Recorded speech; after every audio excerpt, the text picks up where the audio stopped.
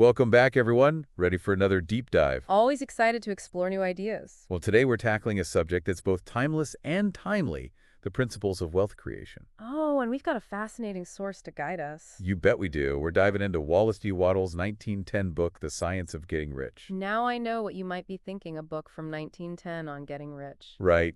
It might sound a little dated. But trust me, this book is a hidden gem. It's packed with wisdom that's just as relevant today as it was over a century ago. I have to admit, I was a little skeptical at first. I understand, but Waddle's approach is really unique. He doesn't just offer vague advice or motivational platitudes. He lays out a clear system, a science, if you will, for achieving financial abundance. It's a bold claim, a science to getting rich. It is, and that's what makes this book so compelling. Wattles argues that there are universal laws governing wealth creation, just like there are laws of physics or mathematics. So he's saying that getting rich isn't about luck or circumstance. Exactly. It's about understanding and applying these principles, and he believes anyone can do it, regardless of their background or current financial situation. That's a powerful message. So where do we even begin on this path to riches? Wattles starts with a really interesting premise, the idea that everyone has the right to be rich. Now, that's a statement that's sure to raise some eyebrows. It does, and it's important to understand what Wattles means by rich. He's not just talking about money. He's talking about living a full and abundant life in every sense of the word. Okay, so it's about more than just having a big bank account. Absolutely. Wattles believes that wealth is a means to an end, not the end itself. He sees it as a tool that enables us to develop our talents, pursue our passions, and contribute more meaningfully to the world. I like that perspective. It's not about hoarding wealth, but using it to unlock our potential. Precisely, and he argues that we all have unique gifts and talents that deserve to be expressed and shared with the world. Wealth allows us to do that more freely and effectively. So it's about aligning our financial abundance with our purpose and passion. Exactly. And Wattles believes that when we do that, not only do we benefit individually, but the world benefits as well. So it's a main-win situation. It is. Now, I know this idea of having a right to be rich might be controversial for some people, especially those who've been conditioned to believe that wealth is somehow bad or selfish. Yeah, there's definitely a lot of baggage and societal conditioning around money. There is. But Wattles challenges us to rethink those beliefs. He argues that we have just as much right to abundance as we do to health, happiness, and love. He sees it as a fundamental human right. He does, and he believes that denying ourselves the opportunity to create wealth is actually denying ourselves the opportunity to fully express our potential and make a real difference in the world. Okay, I'm starting to see the bigger picture here, but let's get practical. How do we actually start creating this abundance? Well, Wattles has a pretty radical idea about how wealth is generated. He says it all comes down to one thing, a universal substance. A universal substance. Now that sounds intriguing. Tell me more. Imagine a cosmic 3D printer constantly humming with creative energy. This is the formless essence from which everything in the universe is made. Wattles calls it thinking substance because it responds to our thoughts. Hold on, a cosmic 3D printer? It's a metaphor, of course, but it helps to visualize this concept. Wattles is essentially saying that there's an unlimited source of creative power out there, and our thoughts act as the blueprints guiding this substance to manifest in our lives. So our thoughts literally shape reality. According to Wattles, yes, our minds are incredibly powerful. We have the ability to create our own reality through the power of our thoughts and beliefs. That's a pretty mind-blowing concept.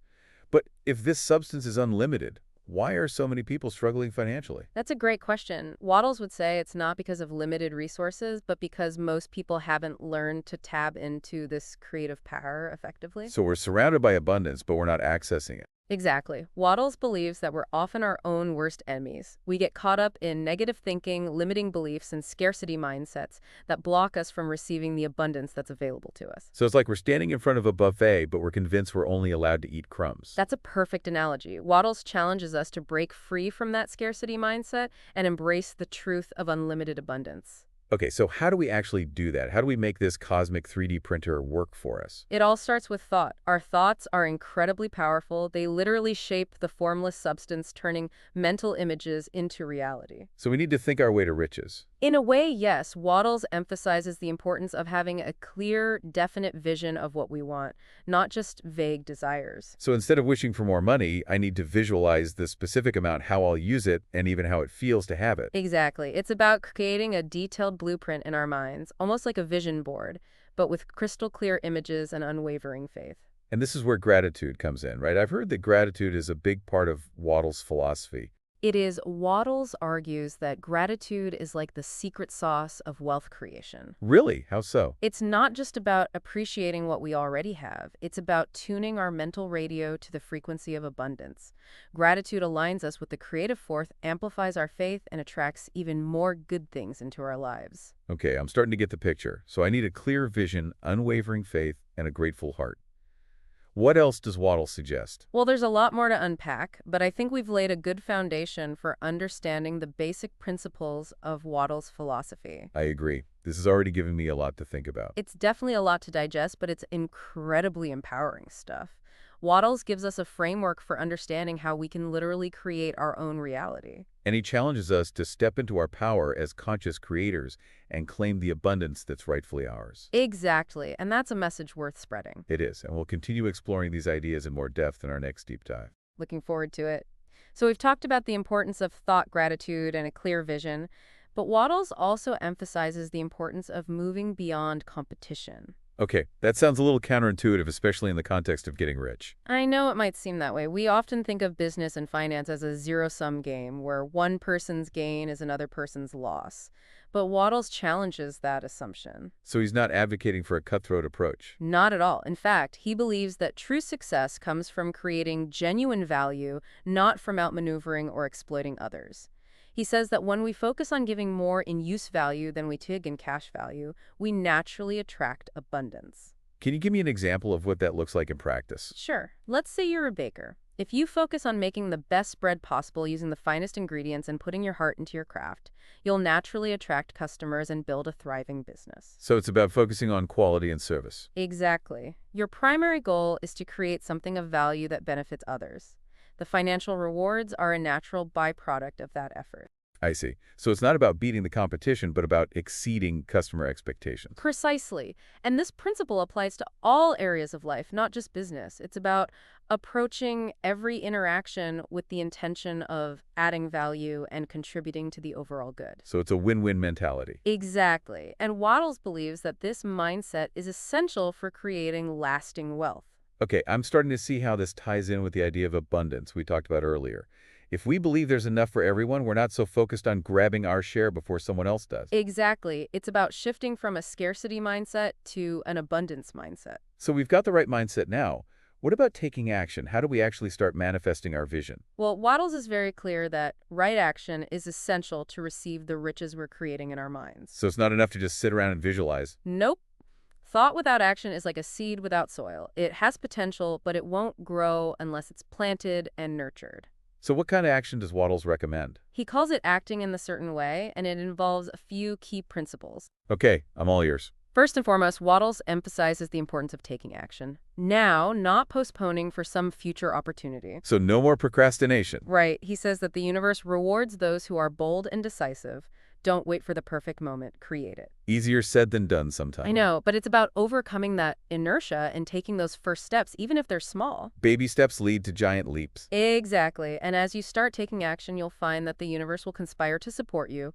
Opportunities will appear, resources will become available, and you'll gain momentum towards your goals. That's encouraging, so take action now. What else?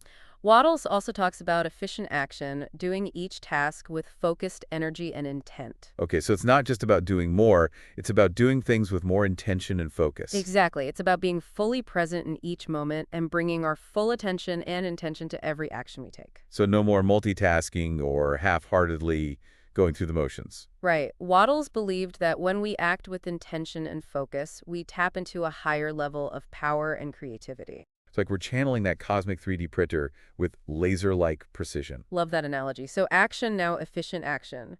Any other principles of action we should know about? Wattles also mentions the importance of choosing the right business or vocation. Ah, yes, that's crucial. He believes that we all have unique talents and abilities that are meant to be expressed through our work. So how do I know if I'm in the right line of work?